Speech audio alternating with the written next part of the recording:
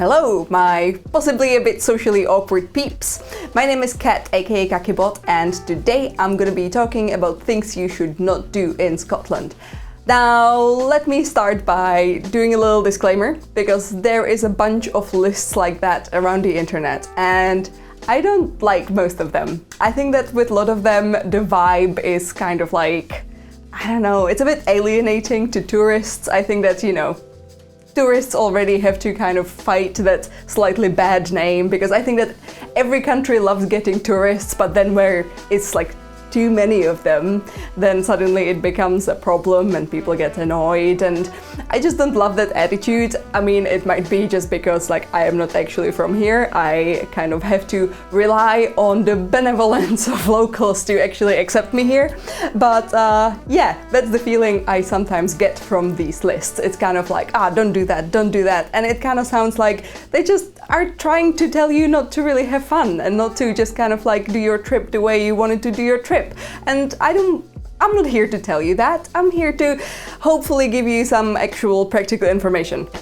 I hope. I tried. Now that my disclaimer is over, I'm gonna get to the list of 11 things that I think you should not be doing in Scotland. But hey, you do you, my little peepums. Number 1, don't spend money on bottled water in Edinburgh. Edinburgh has delicious water. It is water that's very soft. It doesn't have any minerally tastes. It doesn't actually have any added fluoride, which, dentists would probably prefer us to have, but we don't, and I think that a lot of people enjoy that from the taste perspective. It also doesn't really taste of chlorine, and it's good for washing your hair, but here we're talking about just drinking. So yeah, that's gonna save you some money, and it's better for the planet, because Scotland loves things that are better for the planet. Also, this is not just about the tap that you have at home or in your Airbnb or at your hotel. This is also the taps that you can access publicly. There's a couple of them kind of along the historical centre of Edinburgh, and when you see them you can pop your bottle there and get some fresh water. And there's also 1 or 2 in the Edinburgh airport, which is super practical, I think, because normally airports try to rip you off, selling you, £3 bottles of water, and in Edinburgh airport, just don't forget to bring your empty PET bottle that you bought during your trip. Just bring it to the airport. Obviously the security for that, it has to be empty, but once you pass the security you can fill your bottle with delicious Edinburgh water from the mountains, and you're gonna save yourself a lot of money and be good for this little planet we live on. Number 2, do not underestimate the Scottish sun. I know how the stereotypes go, Scotland doesn't really have a summer and whatnot, and it's always cold and windy and blustery, and right now I am boiling in here, and it's been sunny for 10 days straight. We've, the temperatures have been in their 20s, but really it's not about the temperature, because the sun strength, it doesn't rely on temperature, or even if it's overcast or not, you can get sunburned even if it's overcast. It's really just that when it's sunny you're more likely to, take your shirt off or whatnot and try to get a little bit of suntan. I just wanted to say, keep in mind that it's absolutely possible to get sunburned in Scotland, and I see sunburned people every year. It's like they never learn. Obviously you don't have to go full SPF 50, but I do. Number 3, do not start conversations about football unless you're really into it and you already are willing to have a fight about it. Now, obviously this is not the only topic that's, has these rules. I think that a lot of other topics would include political topics like Brexit, independence, and the royal family. I think that, for example, with the independence, you have to remember that it's kind of 50-50 or 55-45. So your chances of if you just jump on a Scottish person and say ooh, I think that you should go independent, it kind of could go either way. And as an outsider, they might judge you a little bit for having strong opinions on it, but again, if you are very educated, and if this is a thing that you're passionate about, if you're really interested in it, then obviously you should be having those conversations. Just don't use them as small talk. that's not gonna go well. As a little suffix to this don't on my list, I'm gonna add that it's not great to spend too much kind of like chill holiday family time around football stadiums when a game is on, because around the time it gets kind of rowdy and busy and loud, and people might be leaving the stadium being angry, like logically there's going to be one half of people that's going to be happy and one half that's going to be angry, so I just think you do not want to be amidst that. Number 4, do not limit yourself to just the city centre. So specifically in Edinburgh, I see this very often, that people will spend their time in Old Town, New Town, and obviously I absolutely respect if you're here for 1 day or 2, then that might be the only things that you really have time for, that's fine. But if you're staying for a bit longer, 3-4 days, I really recommend you have a look in places like Stockbridge, Leith or Bronzefield. All of these are really nice, are great for like the coffee culture, and there's a lot of things to do there, the botanics and the parks, and it's just a lot more, you're gonna see a lot more of that genuine like local vibe. I'm also gonna add to that if you're visiting Edinburgh and you have some extra time, I think that Glasgow is absolutely also worth visiting.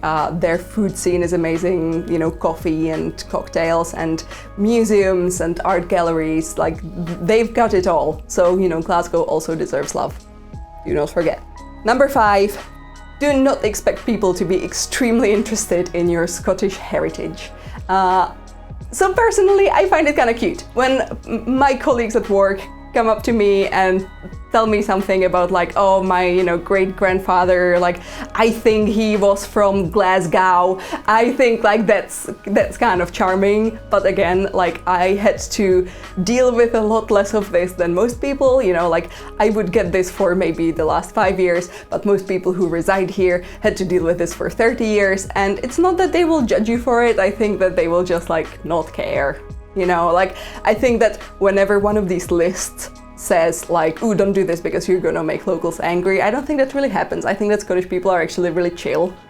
They will just like not give a poop. Like they're you're just not gonna charm them with it, okay? Like if you're trying to make friends, maybe not with that, maybe not the best opener. Number 6, do not buy souvenirs mindlessly. And yeah, so this one is kind of close to my heart because obviously you probably know by now that I do design Scottish souvenirs. So, and they are made in very small numbers and, designed by yours truly. And, the income I make of those is very tiny, but I do it because I love it. Don't forget to visit my Etsy shop. Ooh, shameless plug. Anyway, so there is a company that's quite sort of like infamous for owning about 35 souvenir shops around the Edinburgh city centre. Honestly, like they seem to be running a very successful business, but the problem is like they own almost everything, and I've heard that they are not extremely nice to some of their employees and things like that. And yeah, like think of them a bit as the Amazon of Scottish souvenir scene here in Edinburgh. So like obviously if you're visiting Edinburgh for 1 day and you're literally just like running through New Town and Old Town and then you're jumping on a bus and going somewhere else, then they might be the most convenient thing to do. But I think that there are a lot of great small places and other kind of shops that will get you an amazing souvenir, a very original souvenir, and a souvenir that will really support a small business. Now, I can just, from the top of my head, I can think of, the Red Door Gallery on Victoria Street, that's kind of an artsier one. The Scottish Design Exchange, I think that these days you can find them only in the Ocean Terminal, but like that's really worth it because they do sell a lot of stuff by local artists. Similarly, the Independent Zebra, I'm never quite sure, that's in Stockbridge. Obviously one of our favorites, Curiouser and Curiouser, that's great for gifts in general, but they do also have like Scottish themed books and some stuff from like Scottish small makers. And if you visit like any farmer's market, you can always get like a nice like Scottish marmalade or Scottish cheese, something like that. I think that's a lot more fun, and whoever you bring that present to, or like if you're buying it for yourself, you're just gonna thank yourself, or the person is gonna thank you for putting that extra effort into it. Number 7, do not avoid haggis just because it sounds gross. I'm gonna start with saying that for me, the essence of haggis is not actually the meat and the offal that's used in it, which always like ignites this feeling of like, in people. I think it's actually the spice blend. So when you think of vegetarian haggis, to me, veggie haggis, which is made with like lentils and things like that, instead of the meat, tastes exactly the same. I do not understand how that works, but it tastes exactly identical to the meaty haggis. Then you can get some other alternatives. You can get haggis spiced crisps, you can get haggis spiced chocolate, you probably noticed that in our chocolate video. And yeah, like if you want to kind of dip your toe in haggis. Ew! Oh yeah, like that's gonna be our next video. Instead of like a jello wrestling, it's gonna be haggis wrestling. No! It's so sexy. No! You'd be into it anyway. No! Anyway, just, trust me on this. Try at least one thing that's like haggis flavored. It's gonna be the spices, it's not gonna be the meat. So if that makes you a bit more open to this Scottish delicacy, then great. Yes. Number 8, do not rub Refriers Bobby's nose. It is said to bring good luck, but no, don't do it. Get your luck somewhere else. It's totally fine to take all the pictures of Bobby or with Bobby as you want, but if you touch his nose, it's gonna kind of slowly erode the statue and like it kind of wears off the bronze. And I think that it would be just nicer to not touch the Bobby's nose. The Bobby. Do not touch the Bobby. Bobby. If you... Anyway, yes, please stop it. He's making fun of me now for like Scottisms that weren't intentional. Bobby. God damn it. Anyway, what I'm saying is let's just preserve Bobby for... Now I can't say Bobby anymore. Let's preserve the cute doggy for future generations. God damn it, Simon. Number 9, do not forget to thank your bus driver. I've seen some videos and seen some articles that kind of pointed out, just like be nice and yeah, just be nice. Like, like British people are very polite and Scottish people are just as polite as like general British population. And I think that it's very sweet that you thank your bus driver. Most of the bus drivers here are also bikers.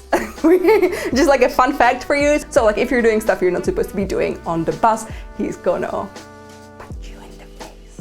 Probably not, but he's gonna probably throw you out of the bus. Number 10, do not try to plan your day kind of later in the day. Like put your plans kind of in the earlier hours of the day. Don't forget that a lot of the attractions and shops here are open in kind of like limited hours. And actually some people told me that they were quite surprised even by how early like coffee shops will close, and then also like restaurants and pubs, those also close a bit earlier than you might be used to in either like a larger city, or for me even in like Czech Republic, like a pub might be closing at 2 a.m. but here they usually close at like 12ish.